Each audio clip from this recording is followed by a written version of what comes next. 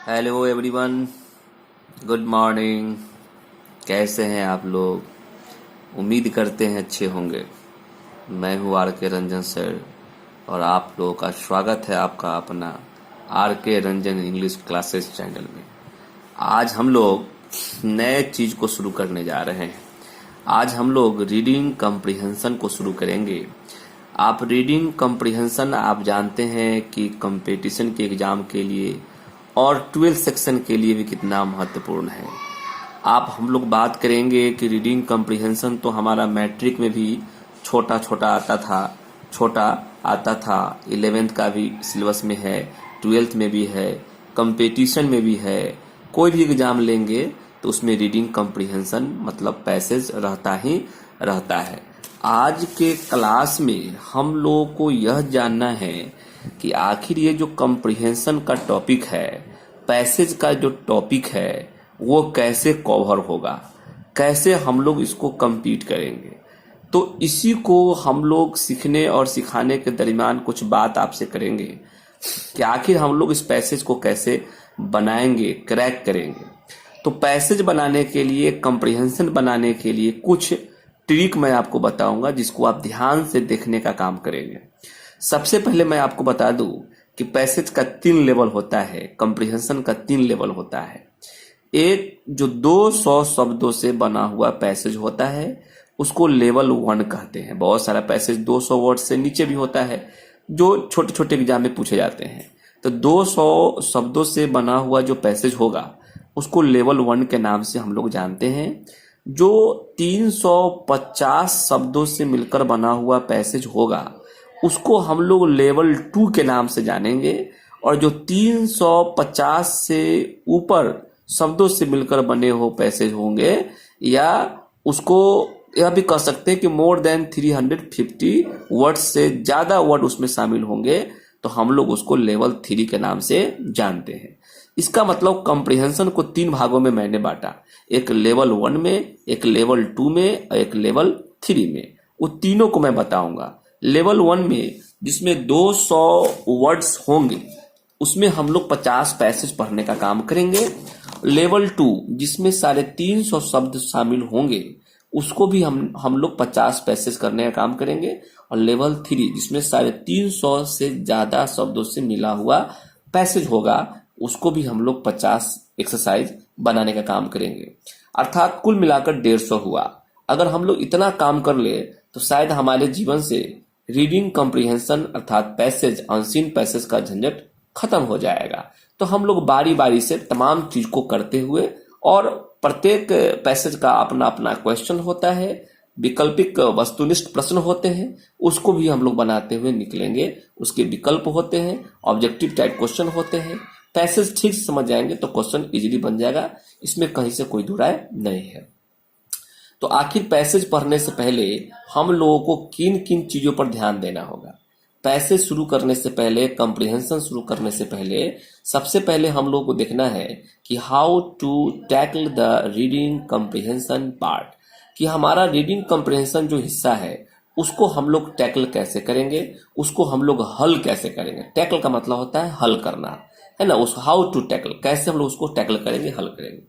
जो भी वर्ड मैं आपको बता रहा हूं आप कलम कॉपी के साथ बैठें, और जैसे मैंने बताया टैकल मतलब हल करना, आप पट उसको लिख ले कि टैकल मतलब हल करना। उसको वीडियो को रोके और वहां पर लिख ले। हालांकि अंत में मैं इन वर्ड को आपको दूंगा, हिंदी सहित दूंगा, लेकिन आप स्वयं कुछ मेहनत करें। इसके बाद जब हम लोग रीडिंग कम्प्रिहेंशन पार्ट को कैसे टैकल करना है, सोल्व करना है, ये जान लेंगे। इसमें एक बात और ध्यान रखें कि इसमें आपको सीखने होंगे कि know the length of the passage, passage का लेंथ कितना होता है। तो मैंने आपको पहले बताया कि जो हमारा स्टेप 1 होगा, लेवल 1 होगा, उसमें आपको 200 वर्ड्स मिलेंगे, 200 शब्दों से मिला हुआ पैसेज होगा, अप टू अबाउट 200 तक रहेगा। लेकिन जैसे हम लोग लेवल 2 में जाते हैं, स्टेप 2 में भी जाएंगे तो वह 350 आपको वर्ड्स मिलेंगे पैसेज में। और जैसे ही हम लोग लेवल 3 में जाते हैं, मतलब स्टेप 3 में जाते हैं, तो मोर देन 350 वर्ड्स, 300 से 350 वर्ड से ज्यादा आपको रहेंगे उस पैसेज में। तो 3 लेवल हो गया, एक लेवल 1 उसको हम लोग स्टेप 1 भी कहते हैं, एक लेवल 2 हो गया और एक लेवल 3 हो गया। तो पहले हम लोगों ने क्या सीखा कि कंप्रीहेंशन को कैसे सोल्व करना है। दूसरा हम लोग क्या जानेंगे कि पैसेज का लेंथ कितना होता है, यह जानना हम लोगों के लिए जरूरी है। कुछ और महत्वपूर्ण बात जो मैं आप लोगों से शेयर करना चाहता हूं, जैसे इनको ध्यान देखिए, यहां पर चीजों को ध्यान दीजिए। कहता है कि know the subject and the theme of the passage. हम लोगों को पैसेज का सब्जेक्ट क्या है, पैसेज का जो सब्जेक्ट है, पैसेज का जो थीम है वह किस पर आधारित है। क्या यह साइंस पर आधारित है, क्या यह पॉलिटिक्स पर आधारित है, क्या यह लिटरेचर पर आधारित है, क्या इकोनॉमिक्स पर आधारित है, क्या यह कंप्यूटर पर आधारित है, या किसी एजुकेशनल पॉइंट पर आधारित है। तो आपका पैसेज का सब्जेक्ट और थीम क्या है, इसको समझना होता है।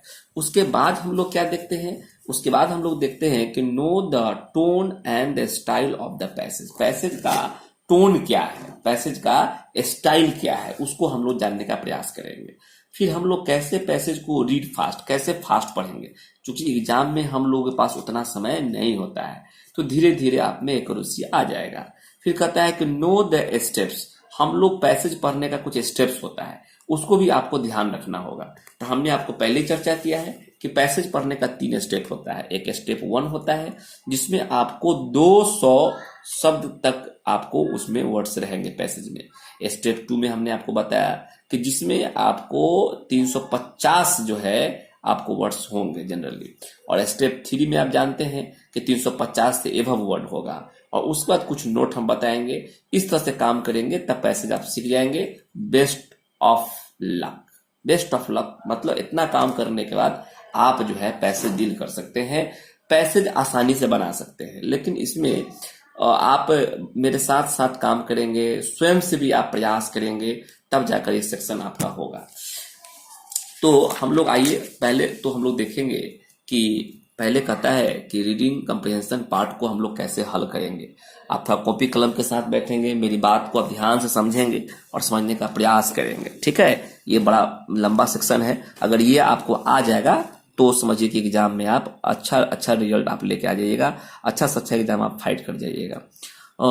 ग्रामर का जो वीडियो अब हमारा बन रहा है, ट्रांसलेशन का जो वीडियो हो रहा है ना, ये तमाम वीडियो को आप देखते रहिएगा, क्योंकि जब तक आपको ट्रांसलेट करने नहीं आएगा, है ना, आपको सेंटेंस अरेंज करने नहीं आएगा, आप उन चीज़ों को नहीं जानेंगे, ग्रामेटिकली पर्सन को आप नहीं जानते हैं, कंपोजिशन आपका ठीक नहीं है, तो रीडिंग कॉम्प्रिहेंशन बहुत दिक्कत करेगा आपको। इसीलिए उसको तो देखते रहना है, और मैं बीच बीच में आपका कॉम्प्रिहेंशन को भी लेके आगे बढ़ूंगा।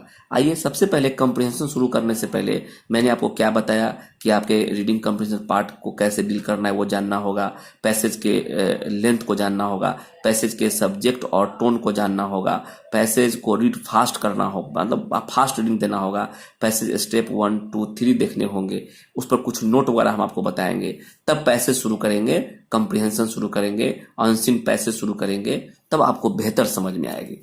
आइए तो हम लोग बिना समय गवाए हुए काम करते हैं, थोड़ा सा कलम कॉपी के साथ बैठेंगे बाबू, जो वर्ड आएगा उस वर्ड को भी मैं आपको डील करते चला जाऊंगा, ठीक है। कह रहा है कि एक क्रूशियल पार्ट ऑफ क्वेश्चन, यहाँ कह रहा है कि जो हमारा जब एग्जाम में हम लोग बैठेंगे तो जो हम लोग का क्वेश्चन पेपर होगा उसका जो क्रूशियल पार्ट होगा, एक वर्ड आ गया है क्रूशियल पार्ट, यहाँ पर एक वर्ड आप लिखेंगे निर्णायक भाग। क्रूशियल पार्ट का मतलब होता है बाबू निर्णायक भाग। तो कह रहा है कि क्वेश्चन पेपर का जो निर्णायक भाग होगा, महत्वपूर्ण जो भाग है, दैट इज फाउंड, वह पाया जाता है। फाउंड मतलब पाया जाता है, आप लिखते चलेंगे। इनवेरिएबली, इनवेरिएबली का मतलब क्या होता है, उसको हम लोग बोलते हैं सर्वदा या हमेशा बोलते हैं। तो कह रहा है कि क्वेश्चन पेपर का जो महत्वपूर्ण भाग है, दैट इज फाउंड, जो पाया जाता है, इनवेरिएबली, इनवेरिएबली मतलब होता है सदैव, पाया जाता है, इन ऑल एग्जाम्स, कोई भी एग्जाम होता है उसमें आपका एक जो क्वेश्चन पेपर का महत्वपूर्ण जो भाग है, कौन सा, कॉम्प्रिहेंशन, जो रहता ही रहता है, फाउंड मतलब पाया जाता है, इनवेरिएबल मतलब सदैव रहता है, इन ऑल एग्जाम्स, सभी एग्जाम में, और टेस्ट, जो भी टेस्ट होते हैं हमारे यहाँ, किसका टेस्ट होता है, of English efficiency. English efficiency एक वर्ड है, जो वर्ड है हम उसको अंडरलाइन कर दिए हैं। इंग्लिश इफिशियंसी का हिंदी आप लोग लिख लेंगे, अंग्रेजी भाषा से संबंधित, अंग्रेजी भाषा से संबंधित जो भी टेस्ट होते हैं, जो भी एग्जाम होता है, उस एग्जाम में सदैव ये कॉम्प्रिहेंशन का जो हिस्सा है, क्वेश्चन का जो महत्वपूर्ण पार्ट है वह पाया जाता है या रहता है। तो उम्मीद करते हैं कि आप समझ गए होंगे। इज रीडिंग कॉम्प्रिहेंशन, वो कौन सा भाग है? तो रीडिंग कॉम्प्रिहेंशन। फिर से एक बार हम आपको समझाते हैं, समझने का प्रयास करेंगे। कह रहा है कि आपका जो क्वेश्चन पेपर होता है उसका जो महत्वपूर्ण भाग होता है या पाया जाता है सदैव अंग्रेजी भाषा संबंधित किसी भी टेस्ट में और एग्जाम में रहता है। वह कौन सा भाग है? तो रीडिंग कॉम्प्रिहेंशन है। यहां तक उम्मीद करते हैं कि आप समझे होंगे। तो इसमें कई वर्ड निकल के आ गया, एक क्रूशियल पार्ट निकल के आ गया, फाउंड निकल के आया, इनवेरिएबली निकल के आया, इंग्लिश इफिशियंसी निकल के आया। तो तमाम चीज को आप लिखते चलेंगे। क्रूशियल पार्ट मतलब क्या हो गया बुआ, बोलिए? क्रूशियल पार्ट का मतलब होता है निर्णायक भाग। एक तो टैकल मैंने वर्ड बताया, मतलब हल करना। क्रूशियल पार्ट मतलब निर्णायक भाग मैंने बताया। उसके बाद हमने बताया फाउंड, फाउंड मतलब पाया जाता है, जो कि प्रेजेंट में है। इनवेरिएबली मतलब हमने क्या बताया? सर्वदा या हमेशा। उसके बाद हमने बताया इंग्लिश इफिशियंसी। इंग्लिश इफिशियंसी का मतलब होता है अंग्रेजी भाषा से संबंधित। ठीक है, यहां तक कोई दिक्कत नहीं होना चाहिए। कह रहा है कि in this part of the question paper, और क्वेश्चन पेपर के इस भाग में इज गिवन वन और more than one unseen passage.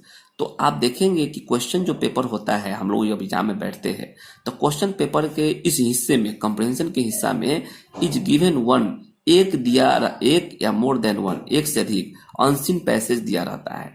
अच्छा, एक बात है कि हम लोगों के क्वेश्चन पेपर के एग्जाम में एक या एक से अधिक अनसीन पैसेज दिया रहता है, एक या एक से अधिक अनसीन पैसेज दिया रहता है। तो यहाँ पर एक सवाल है कि आखिर अनसीन पैसेज किसे कहते हैं? अनसीन पैसेज का मतलब होता है वह पैसेज जिस पैसेज को आपने कभी देखा नहीं है, इसके पहले उस पैसेज से आपकी मुलाकात नहीं हुई है, आप उससे रूबरू नहीं हुए हैं। देखिए यहाँ पर लिखता है कि दो का मतलब होता है हालांकि, you may have come across that passage. इसका मतलब है कि आपको उस पैसेज से अचानक मुलाकात हुई है ना, अचानक मुलाकात हो गई है उस पैसेज से। उस पैसेज को आपने जीवन में कभी नहीं देखा है। Before it is called an unseen passage for the examiner. और एग्जामिनर के लिए जो पैसेज वो कभी नहीं देखा है अपने जीवन में, पहली बार अचानक वो पैसेज आ गया है, तो उसको हम लोग क्या कहते हैं? It is called an unseen passage. उसको हम लोग अनसीन पैसेज कहते हैं। जो विद्यार्थी के लिए वो अनसीन पैसेज होता है, जो इसके पहले वो कभी देखा हुआ नहीं होता है। Is sure that he has not shown it to you ever before. वह बिल्कुल निश्चित रूप से वह इसके पहले एग्जाम में बैठता है, क्वेश्चन देखता है, उसके पहले बिफोर मतलब उसके पहले वो कभी नहीं वो क्वेश्चन को देखा रहता है। उसी पैसेज को हम लोग अनसीन पैसेज कहते हैं। कहता है कि and just after the passage ends, और जैसी पैसेज समाप्त होता है, a set of questions, question का एक set, mostly with their multiple answer choice appears. अच्छा, इस सेट ऑफ क्वेश्चन, एक क्वेश्चन का सेट आपको दिया जाएगा। जैसी पैसेज समाप्त होगा तो क्वेश्चन का सेट होगा, उसमें 5, 7, 10 क्वेश्चन होंगे, mostly with their multiple answer choice. और उसमें क्या होगा? एक multiple answer choice appears. Appears मतलब प्रकट होना, मतलब यहाँ पर mostly with their multiple answer choice appears का मतलब होता है सामान्यतः वैकल्पिक, है ना। Mostly with their multiple answer choices appears का मतलब होता है सामान्यतः वैकल्पिक क्वेश्चन दिए रहेंगे वहां पर। देखिए अंडरलाइन मैंने कर दिया, इंपॉर्टेंट यहाँ पर वर्ड है कि mostly with their multiple answer choices appears का मतलब सामान्यतः वैकल्पिक क्वेश्चन रहेंगे। 4 गो आपको ऑप्शन रहेगा, देखना होगा कि ABCD कौन इसमें से आपका आंसर होगा। जैसी पैसेज इंड होगा तो आपको एक सेट ऑफ क्वेश्चन का सेट दिया जाएगा। अगर पैसेज आप समझ गए हैं तो क्वेश्चन बन जाएगा। All the questions here are framed, जो भी क्वेश्चन को फ्रेम्ड किया गया है, बनाया गया है, जो भी क्वेश्चन को विकसित किया गया है, तैयार किया गया है, on the basis of the passage given, वह पैसेज के आधार पर होगा। गिवन जो पैसेज आपको दिया गया है, and one must answer them, और उनमें से एक जरूर आपका आंसर होगा, strictly in the context of the passage only. और जो आपका पैसेज के जो कॉन्टेक्स्ट होंगे, अच्छा कह रहा है कि in the context of the passage only. इसका मतलब क्या हुआ? इसका मतलब हुआ पैसेज के संदर्भ में। तो कह रहा है कि in the context of the passage only, passage के संदर्भ में ही आपको उनमें से किसी एक का आंसर देना है, अपने मन से नहीं, पैसेज के संदर्भ में। अच्छा, पैसेज के संदर्भ में कहने का मतलब क्या हुआ? पैसेज के संदर्भ में कहने का मतलब हुआ कि पैसेज में यदि राम जो है मोहन का बड़ा भाई है तो आपको पूछेगा कि राम कौन है, तो मोहन का बड़ा भाई ही बताना है। ऐसा नहीं है कि आपके समाज में कोई राम और मोहन है और दोनों जो है एक दूसरे का दुश्मन है, तो आप कह दीजिए कि राम जो है मोहन का दुश्मन है। नहीं, आपके समाज से आपको मतलब नहीं है, या जो भी आप चीज जानते हैं। पैसेज में बताइए राम को क्या कहा गया है। पैसेज में राम जो है वो मोहन का बड़ा भाई है तो है। तो पैसेज के आधार पर, मतलब पैसेज में जो दिया गया है उसके आधार पर आपको आंसर देना है। इसलिए कहा गया है in the context of the passage only, मतलब सिर्फ पैसेज के संदर्भ में जो आपका आंसर हो पाएगा उनमें से उनको आपको क्या करना है, टिक आउट करना है। तो आप समझ गए होंगे इतना चीज को। आगे थोड़ा सा देखते हैं क्या कहता है कि ऑन अ लिटिल बीट, यहां पर एक वर्ड आ गया है a little bit. A little bit का मतलब क्या हुआ, थोड़ा सा। जो भी वर्ड है आप कॉपी कलम के साथ बैठे। ए लिटिल बिट का मतलब होता है थोड़ी बहुत। यहाँ पर on a little bit of exploration, देखिए एक्सप्लोरेशन भी आपका नया वर्ड है। इसका मतलब होता है खोज। जो भी थोड़ी बहुत आप खोज किए होंगे, आप जीवन में अपना ज्ञान अर्जित किए होंगे, थोड़ी बहुत भी आपने खोज किया होगा, एक्सप्लोरेशन किया होगा, आपको ज्ञान प्राप्त हुआ होगा, तो आप अपने ज्ञान के आधार पर यू फाइंड, आप पाते हैं, आप यह सोचते होंगे, आप पाते होंगे कि दैट द वर्ड, यह जो वर्ड है कॉम्प्रिहेंशन, कॉम्प्रिहेंशन जो वर्ड है इज अ नाउन। यह क्या है, यह जो वर्ड है एक नाउन है। व्हिच हैज बीन डेराइव्ड, और यह वर्ड जो है आया है, यह वर्ड जो है लाया गया है फ्रॉम अ वर्ब कॉम्प्रीहेंड। यह जो वर्ड आया है वह एक वर्ड कॉम्प्रीहेंड वर्ड से आया है। तो डेराइव्ड मतलब क्या होता है, उत्पत्ति। एक वर्ड एक नया आया है, उसको लिख लेंगे आप लोग। डेराइव्ड का मतलब होता है उत्पत्ति। तो डेराइव्ड फ्रॉम, यह वर्ड जो उत्पत्ति हुआ है अ वर्ब कॉम्प्रीहेंड, एक वर्ब है कॉम्प्रीहेंड, है ना, उससे उत्पत्ति हुआ है। तो पूछेगा कि कॉम्प्रीहेंशन जो वर्ड है कहां से उत्पत्ति हुआ है, तो एक वर्ब से उत्पत्ति हुआ है, उसका नाम है comprehend. Which means to understand. अच्छा, कॉम्प्रीहेंड का मतलब क्या होता है, अंडरस्टैंड मतलब समझना, ये भी समझेंगे आप लोग। ऑब्वियसली, ऑब्वियसली का मतलब होता है स्पष्टता। वर्ड को लिखते जाएंगे बाबू, स्पष्टता। The objective of this part of the question paper, और यह कह रहा है कि जो क्वेश्चन पेपर के जो हिस्सा है, क्वेश्चन पेपर का जो हिस्सा है। अच्छा, ऑब्जेक्टिव मतलब यहाँ पर क्या होगा, उद्देश्य। यहाँ पर क्वेश्चन पेपर का जो क्वेश्चन पेपर जो होता है, इस हिस्सा, क्वेश्चन पेपर के इस हिस्सा का क्या उद्देश्य है, तो स्पष्ट यह उद्देश्य होता है कि क्वेश्चन पेपर का यह जो हिस्सा होता है, कॉम्प्रिहेंशन जो होता है, पैसेज जो होता है, उसका एक स्पष्ट क्या होता है, एक उद्देश्य होता है, एक लक्ष्य होता है। अच्छा, यहाँ पर ऑब्जेक्टिव मतलब वस्तुनिष्ठ भी होता है, लेकिन यहाँ पर ऑब्जेक्टिव का मतलब होगा लक्ष्य या उद्देश्य। तो क्वेश्चन पेपर जो हम लोग बनाते हैं कॉम्प्रिहेंशन, तो यह जो कॉम्प्रिहेंशन जो क्वेश्चन पेपर होता है, इसका कॉम्प्रिहेंशन के इस हिस्सा का एक उद्देश्य होता है, एक लक्ष्य होता है। क्या लक्ष्य होता है बाबू, is to check your ability, और ये हिस्सा आपके एबिलिटी को चेक करता है, जांच करता है, आकलन करता है। To understand a piece of English composition, या जो English composition, a piece of English composition का मतलब हुआ कि इंग्लिश में जो भी लेख है, a piece of English composition का मतलब ये भी कह सकते हैं कि अंग्रेजी में लिखे हुए किसी लेख, तो अंग्रेजी में लिखे हुए किसी भी लेख, a piece of English composition, English में लिखे हुए किसी भी लेख, किसी भी पीस को, किसी भी हिस्सा को आप में समझने का क्षमता है कि नहीं है ना। Check your ability to understand a piece of English composition, मतलब यह इसलिए पेपर में पूछा जाता है कि आपको इंग्लिश कंपोजिशन के कोई भी पीस हो, कोई भी लेख हो, उसको समझने की क्षमता, एबिलिटी आप में है कि नहीं है। टू पास द टेस्ट, क्या आप टेस्ट पास करने की क्षमता आप में है कि नहीं है। एंड प्रूव योर एबिलिटी, यह क्या करता है, आपके एबिलिटी को, क्षमता को प्रूव करता है। प्रूव का मतलब होता है सिद्ध करता है। तो आपकी एबिलिटी को सिद्ध करने के लिए, टेस्ट में पास होने के लिए भी आपको आपका जो टेस्ट हो रहा है, समझ का, कॉम्प्रिहेंशन का जो टेस्ट हो रहा है, क्या उसमें आप पास करते कि नहीं करते हैं। आपकी एबिलिटी को सिद्ध करने के लिए भी ये क्वेश्चन पेपर आपके एग्जाम में दिए जाते हैं, comprehension. You need to answer these questions correctly, और ये भी जांच होता है क्या आप जो क्वेश्चन दिए गए हैं उसका सही सही आंसर दे पाते हैं कि नहीं दे पाते हैं। यू नीड टू आंसर, क्या आप आंसर दे पाते हैं दीज क्वेश्चंस करेक्टली। इससे जितने भी क्वेश्चन दिए रहेंगे पैसे से संबंधित, क्या उसका आंसर आप सही सही दे पाते हैं कि नहीं दे पाते हैं। आगे जब हम लोग बढ़ते हैं तो कहता है कि now you may be wondering. अब यहाँ पर एक वर्ड आ गया बाबू, वंडरिंग। वंडरिंग, अच्छा ऐसे वंडरिंग, वंडर मतलब तो छुछवाना, भटकना, बवाना होता है, लेकिन यहाँ पर क्या होगा इसका हिंदी? इसका हिंदी होगा सोचना, इसका हिंदी होगा जानने। यहां पर हिंदी लिख सकते हैं जानने को यदि आप उत्सुक हैं, या जानने को उत्सुक होना, किसी चीज को जानने का उत्सुक होना को हम लोग भी वंडर कहते हैं, या सोचना कहते हैं। Now you may be wondering, अब आप सोच रहे होंगे about what it requires for dealing. आप सोच रहे होंगे अभी कि आखिर इस पैसेज को डीलिंग करने के लिए आखिर किस चीज की आवश्यकता है ना। व्हाट इट रिक्वायर्ड, किन चीजों की आवश्यकता है for dealing with this crucial, ये जो आपका महत्वपूर्ण, क्रूशियल मतलब महत्वपूर्ण, एंड डिसिसिव पार्ट, डिसिसिव मतलब होता है निर्णायक भाग, ऑफ द क्वेश्चन पेपर। आप जब एग्जाम में बैठते हैं तो आपका जो क्वेश्चन पेपर है, उसके क्वेश्चन पेपर का जो महत्वपूर्ण और निर्णायक जो भाग है, इसको डील करने का क्या रिक्वायर्स, किन चीजों को क्या आवश्यकता पड़ता है या पड़ेगी, ये आप शायद सोच रहे होंगे। तो यहाँ पर कहता है कि putting it simply and easily one में से इट। तो अगर आप आसानी से कहना चाहते हैं, कहता है कि सिंपली एंड इजिली मतलब सरल एवं सहज, सरल एवं सहज भाषा में आप कहना चाहते हैं putting it simply and easily one में से, अगर कोई कह सकता है तो बिल्कुल सरल एवं सहज भाषा में वह यह कह देगा कि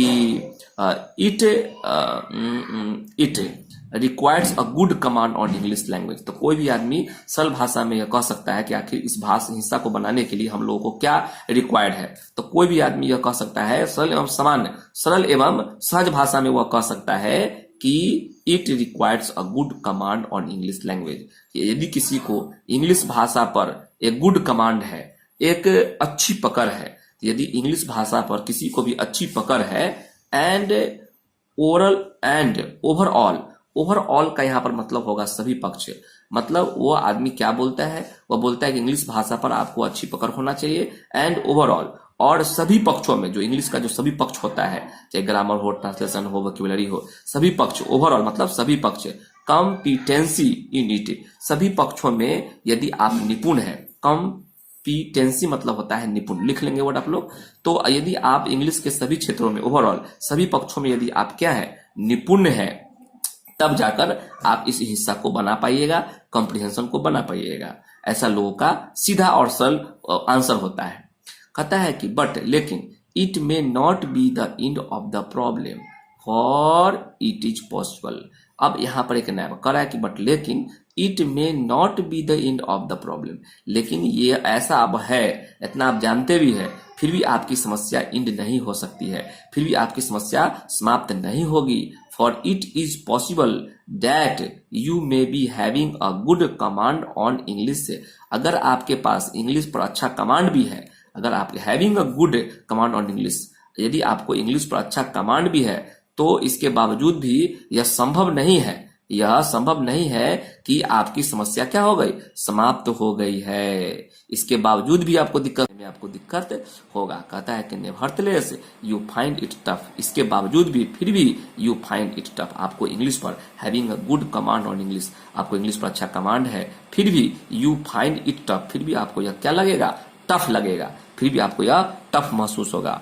और समथिंग फ्रस्ट्रेटिंग टू टैकल, फिर भी आपको हल करने में आपको फ्रस्ट्रेटिंग होना पड़ेगा, मतलब निराशा हाथ लगेगा, क्योंकि आपको इंग्लिश पर अच्छा पकड़ है, लैंग्वेज पर अच्छा पकड़ है, फिर भी आप यह पाएंगे, यू फाइंड इट टफ, फिर भी आपको यह टफ प्राप्त होगा, यह टफ लगेगा, या समथिंग फ्रस्ट्रेशन टू टैकल, और हल करने में कुछ समस्याएं होंगी, कुछ निराशाजनक हाथ लगेगा। यहाँ पर एक वर्ड आ गया है फ्रस्ट्रेशन। फ्रस्ट्रेशन का मतलब आप यहाँ पर क्या लिखेंगे, निराशाजनक लिख सकते हैं या निराशा युक्त भी लिख सकते हैं। कह रहा है कि यू मे फील नाउ, आप you may feel now like asking me. अब आपका मन करता होगा कि हमसे एक सवाल पूछे कि सर, जब इंग्लिश मेरा ठीक हो गया, इंग्लिश पर मेरा पकड़ है, फिर भी हमको ये टफ लगेगा, फिर भी हमसे यह नहीं बनेगा। तो आपका एक मन, you may feel now like asking me, आपको अब एक मुझसे सवाल करने का मन कर रहा होगा कि व्हाट एग्जैक्टली आई मीन, कि आखिर मैं क्या करूं, व्हाट एग्जैक्टली आई मीन, मतलब कहने का क्या मतलब है, या ऐसा कहने का क्या मतलब है कि इंग्लिश पर पूरा पकड़ होगा, फिर भी आपको टफ लगेगा या बनाने में दिक्कत महसूस होगा, इसका कहने का क्या मतलब है। वेल, चलिए आइए, अच्छी बात है, आई मीन टू से, तो राइटर कहता है कि आई मीन टू से, मेरा कहने का मतलब है कि what it requires apart from other things, इसके बावजूद, अच्छी पकड़ होने के बावजूद भी आपको कुछ चीजों की आवश्यकता लगेगी। इट रिक्वायर्स, आपकी आवश्यकता लगेगी अपार्ट फ्रॉम, यहाँ पर एक वर्ड आ गया है अपार्ट फ्रॉम। तो अपार्ट फ्रॉम का मतलब होता है के अतिरिक्त, अपार्ट फ्रॉम अदर थिंग्स, मतलब कुछ बहुत सारी चीज अदर थिंग्स के भी आपको आवश्यकताएं लगेगी, है ना। एंड नॉट लेस देन, यहाँ पर नॉट लेस देन का क्या मतलब हुआ? नॉट लेस देन एक हमारा कंजंक्शन है,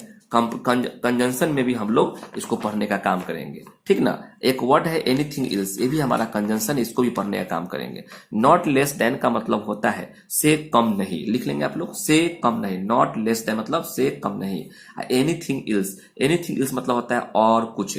तो कह रहा है कि मुझे कुछ और चीजों की आवश्यकता लगेगी, कहता है कि it requires apart from other things, आपको इंग्लिश पर अच्छा कमांड हो, इसके बावजूद भी और चीजों की आपको आवश्यकता लगेगी। And not less than anything else it is cool. सबसे पहले तो आपका दिमाग क्या होना चाहिए? बहुत कूल होना चाहिए, शांत होना चाहिए। कीन, आपका दिमाग बहुत संतुलित होना चाहिए। एंड पेशेंट माइंड, और आपका दिमाग बहुत तेज होना चाहिए, पेशेंट माइंड होना चाहिए। तो आपको आपका जो दिमाग है वो शांत और संतुलित और तेज दिमाग, and a few smart tricks, और आपके पास कुछ स्मार्ट ट्रिक्स भी होने के साथ साथ अन्य चीजों की भी आवश्यकता आपको लगेगी। देखिए कितना आपको इंग्लिश पर कमांड होना चाहिए, आपका दिमाग शांत होना चाहिए, संतुलित होना चाहिए और तेज दिमाग होना चाहिए, कुछ इसके साथ साथ ट्रिक होना चाहिए। इस सब चीज होने के साथ साथ और कुछ चीजों की आपकी भी आपको आवश्यकता लगेगी। If you have all this, यदि सब कुछ आपके पास है, इंग्लिश का बेहतरीन नॉलेज है, पकड़ है ना, आपका दिमाग बहुत शांत है, आपका दिमाग बहुत संतुलित है, आपका दिमाग पेशेंट माइंड बहुत तेज दिमाग है, कुछ स्मार्ट ट्रिक भी है, ये सब कुछ आपके पास है। If you have all this, यदि ये सब आपके पास है, it may be the easiest part, तब जाके आपको ये बहुत इजीएस्ट, ये क्या है? आपका 3 है, सुपरलेटिव डिग्री है। इजीएस्ट पार्ट का मतलब होता है अत्यंत सरल, तब जाकर आपको पैसेज क्या लगेगा? अत्यंत सरल। कहता है कि it may be the easiest part of the question paper for you, तब जाकर आपके लिए जो क्वेश्चन पेपर होगा उस क्वेश्चन पेपर का यह इजीएस्ट पार्ट बनेगा, अत्यंत सरल हिस्सा बनेगा। कौन? कॉम्प्रिहेंशन। तो कहता है कि लेट्स रीड, आओ, लेट्स मतलब आओ, रीड पढ़ें, दिज यूजफुल पॉइंट्स। यहां पर यूजफुल का मतलब क्या होगा? यूजफुल का मतलब होता है महत्वपूर्ण एवं उपयोगी, महत्वपूर्ण कह सकते हैं, उपयोगी कह सकते हैं। तो आओ हम लोग पढ़े महत्वपूर्ण बिंदुओं को, उपयोगी बिंदुओं को हम लोग पढ़ें केयरफुली, मतलब सावधानी पूर्वक। तो कहता है कि आओ हम लोग सावधानी पूर्वक महत्वपूर्ण पहलुओं को, महत्वपूर्ण बिंदुओं को पढ़े। Let's read this useful points carefully.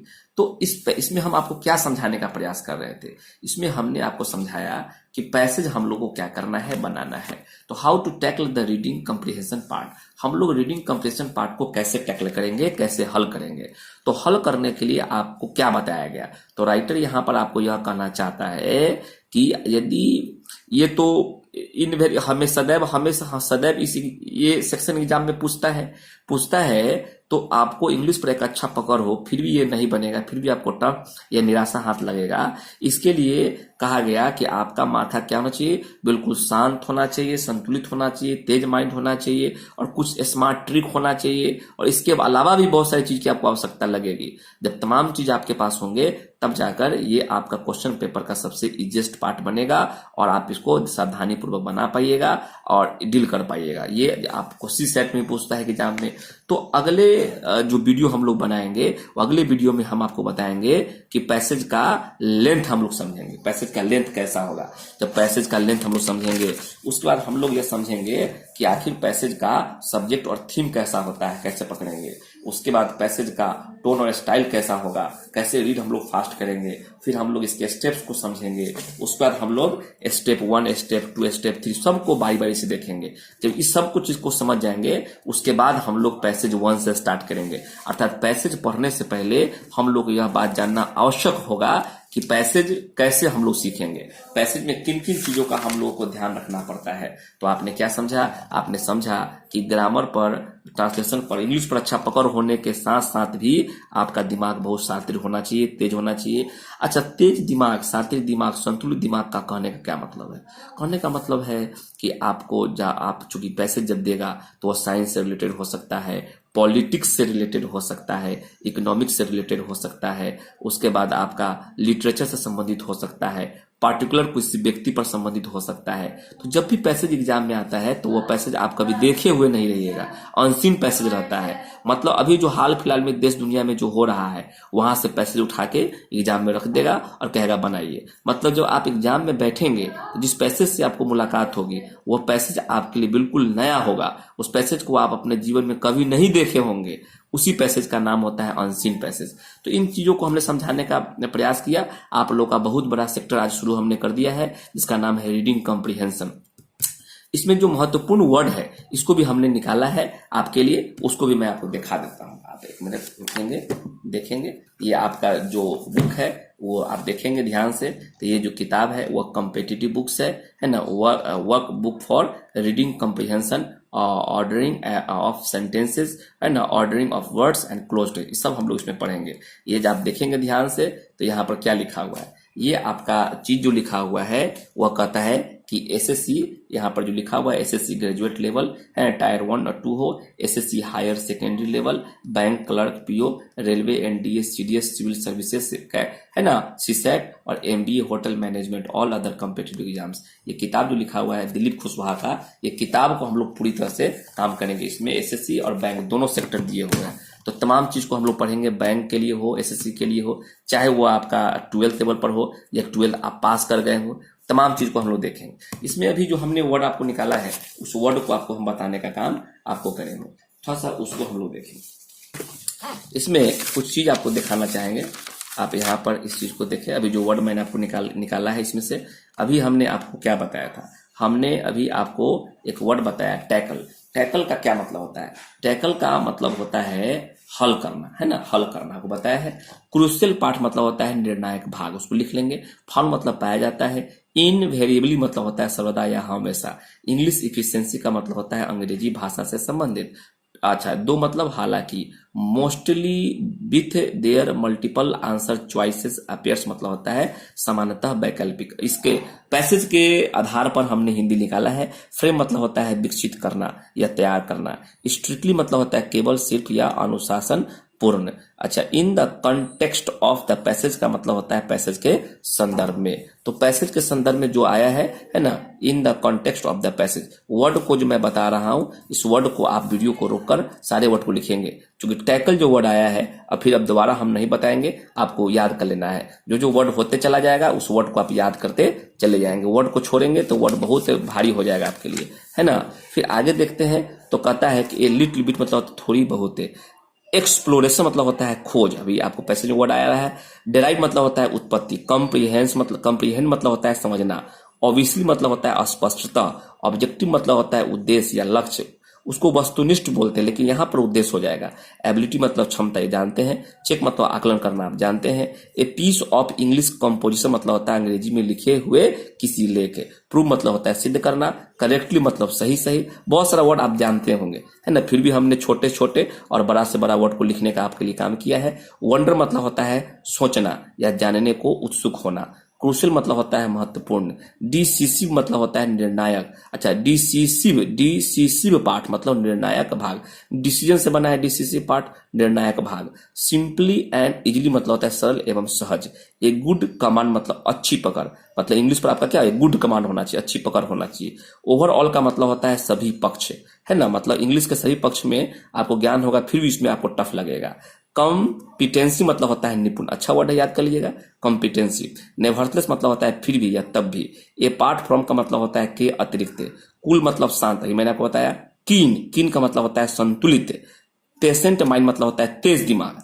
तमाम वर्ड को आप देखते जाइए जो मैं बता रहा हूं। उसके बाद जो वर्ड हमने इसमें निकाला है वो नॉट लेस देन, कंजंक्शन है, पढ़ाएंगे भी, से कम नहीं। एनीथिंग इज मतलब होता है और कुछ। इजियर पार्ट मतलब होता है अत्यंत सरल। यूजफुल पॉइंट मतलब होता है महत्वपूर्ण एवं उपयोगी बिंदु, है ना। और केयरफुली मतलब होता है सावधानी पूर्वक। एक वर्ड आया था फ्रस्ट्रेटिंग। फ्रस्ट्रेटिंग मतलब होता है निराश युक्त। तो इसमें जो वर्ड हमने निकाल के दिए वो तमाम वर्ड को आप देख लेंगे, कुल आपको 39 वर्ड निकल के आया है। फिर हम लोग अगले दिन आगे जब पैसेज में बढ़ेंगे तो उससे फिर वर्ड निकल के आएगा, उस वर्ड को आप लोग दिखाएंगे। जो भी वर्ड आ रहा है उसको आप छोड़ेंगे नहीं, वर्ड छोड़ेंगे तो फिर वो आपके बहुत हद तक साबित हो जाएगा, है ना। तो इसीलिए थोड़ा देर, 10 मिनट भी आप पढ़ेंगे तो सारा वर्ड आपको याद हो जाएगा, कोई बड़ी बात नहीं है। पैसेज के साथ साथ आप वर्ड को याद करेंगे तो आपको याद हो जाएगा। तो आप देख रहे थे कि आपके लिए कितना मेहनत किया जा रहा है लॉकडाउन में तमाम चीज को। फिर हम लोग मिलते हैं अगले वीडियो में, तब तक के लिए अपना ध्यान रखिए। Okay, bye, take care, that's enough for today, thank you. और चैनल को सब्सक्राइब करना नहीं भूलना है, चैनल को सब्सक्राइब करना है, बेल आइकन दबाना है, लोगों में, दोस्तों में शेयर करना है। ओके, धन्यवाद।